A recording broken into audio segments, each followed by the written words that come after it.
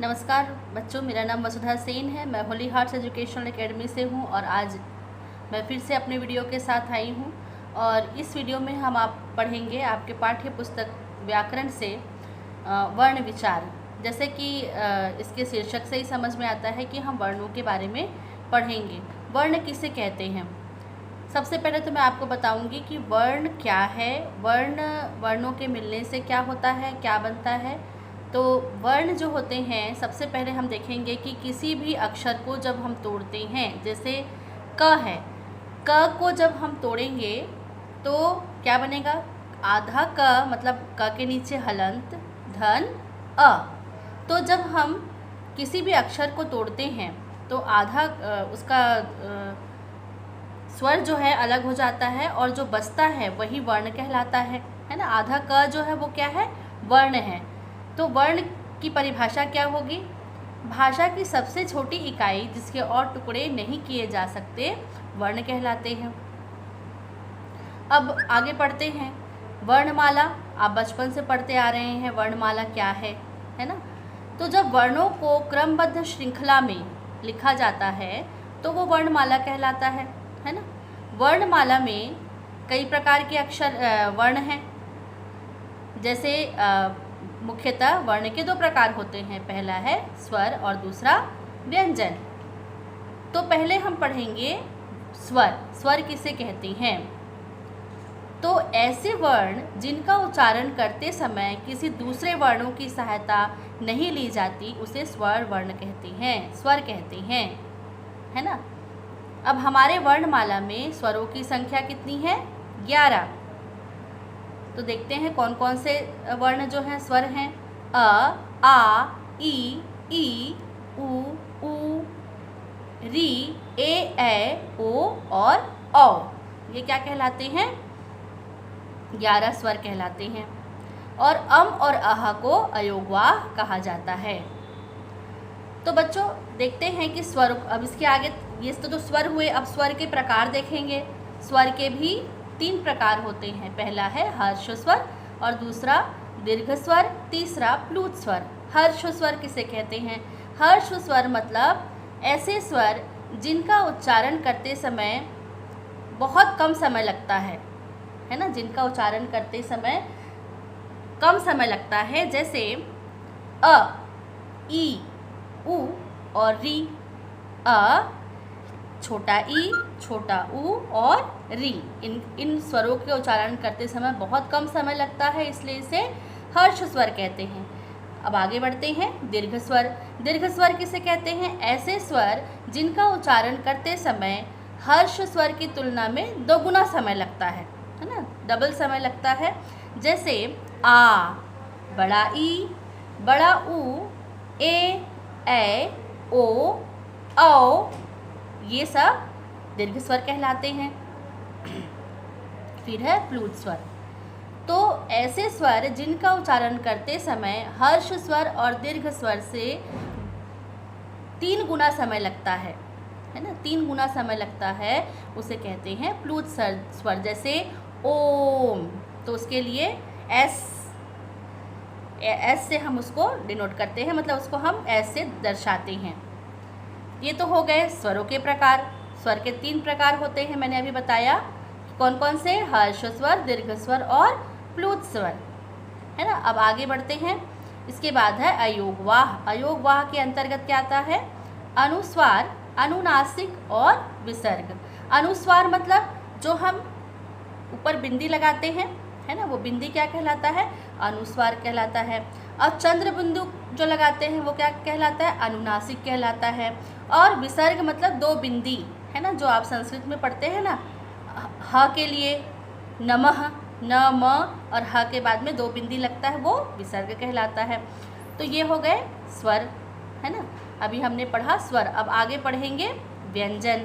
तो व्यंजन किसे कहते हैं? ऐसे वर्ण जिनका उच्चारण करते समय अन्य वर्णों की सहायता ली जाती है उसे व्यंजन कहते हैं। ऐसे वर्ण जिनका उच्चारण करते समय दूसरे वर्णों की सहायता ली जाती है उसे व्यंजन कहते हैं। अब व्यंजन के भी प्रकार हैं, है ना। हिंदी में जो व्यंजन है आपने देखा है ना, क ख ग घ अंग च छ ज झ ञ, इसके भी प्रकार हैं। तो व्यंजन के कितने प्रकार होते हैं? व्यंजन के भी 3 प्रकार होते हैं। पहला है स्पर्श व्यंजन, दूसरा है अंतस्थ व्यंजन और तीसरा है ऊष्म व्यंजन। हमारे वर्णमाला में व्यंजनों की संख्या टोटल कितनी है? 39 व्यंजन होते हैं। तो सबसे पहले हम पढ़ेंगे, मैंने 3 प्रकार बताया, स्पर्श व्यंजन, अंतस्थ व्यंजन और ऊष्म व्यंजन। तो सबसे पहले पढ़ेंगे हम स्पर्श व्यंजन। स्पर्श व्यंजन ऐसे व्यंजन जिनका उच्चारण करते समय जो जीभ है वो मुंह के विभिन्न अवयवों को, सभी अवयव मतलब अलग अलग पार्ट्स को स्पर्श करता है, छूता है, इसलिए इनको स्पर्श व्यंजन कहा जाता है ना। स्पर्श व्यंजन जो है कौन कौन से हैं? क वर्ग, च वर्ग, ट वर्ग, त वर्ग और प वर्ग, ये स्पर्श व्यंजन के अंतर्गत आते हैं। तो पहला है क वर्ग, क ख ग घ अंग, फिर च वर्ग, च छ ज झ ञ, फिर है ट वर्ग, ट ठ ड ढ अण, फिर त वर्ग, त थ द ध न, फिर प वर्ग, प फ ब भ म। तो ये तो हो गए स्पर्श व्यंजन। मैंने बता दिया कि स्पर्श व्यंजन को स्पर्श व्यंजन ही क्यों कहते हैं, है ना। और उसके बाद मैंने इसके प्रकार भी बता दिए, क वर्ग, च वर्ग, ट वर्ग, त वर्ग और प वर्ग। ठीक है, अब आगे बढ़ते हैं। अंतस्थ व्यंजन। अंतस्थ व्यंजन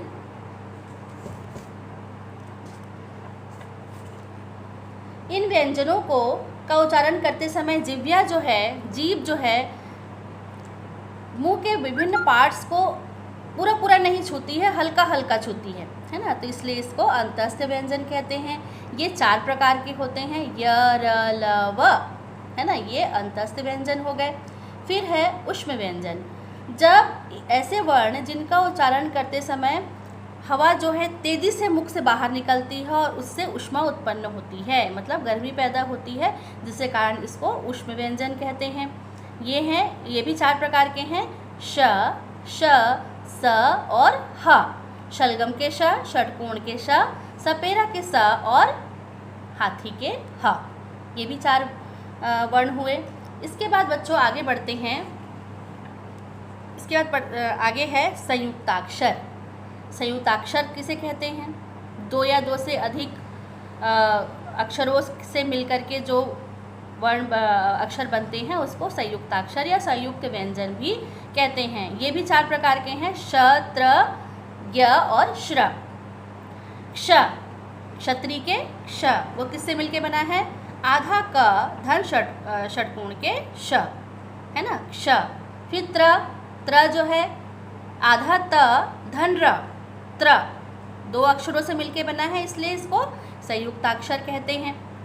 इसके बाद है क्षत्र ज्ञ, ज्ञ ज्ञानी के ज्ञ, आधा ज धन ञ, इससे मिलकर के बना हुआ है। इसके बाद है श्र, षटकोण श्रवण के श्र, आधा शलगम के श धन र। तो इस तरह से हमने पढ़ा संयुक्ताक्षर। ठीक है, तो ये तो हमने वर्णों के बारे में पढ़ा। सबसे पहले मैंने क्या पढ़ाया? वर्ण किसे कहते हैं। भाषा की सबसे छोटी इकाई वर्ण कहलाती है। फिर मैंने वर्णमाला के बारे में बताया कि वर्णमाला क्या है, वर्णों के क्रमबद्ध श्रृंखला को वर्णमाला कहते हैं।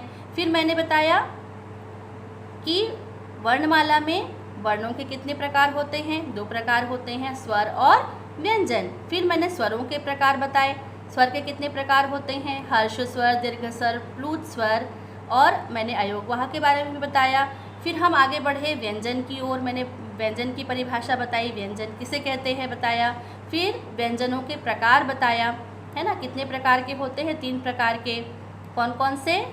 स्पर्श स्वर, अंतस्थ स्वर और ऊष्म स्वर, ऊष्म व्यंजन, स्पर्श व्यंजन, अंतस्थ व्यंजन और ऊष्म व्यंजन। फिर मैंने संयुक्ताक्षर या संयुक्त व्यंजनों के बारे में बता दिया।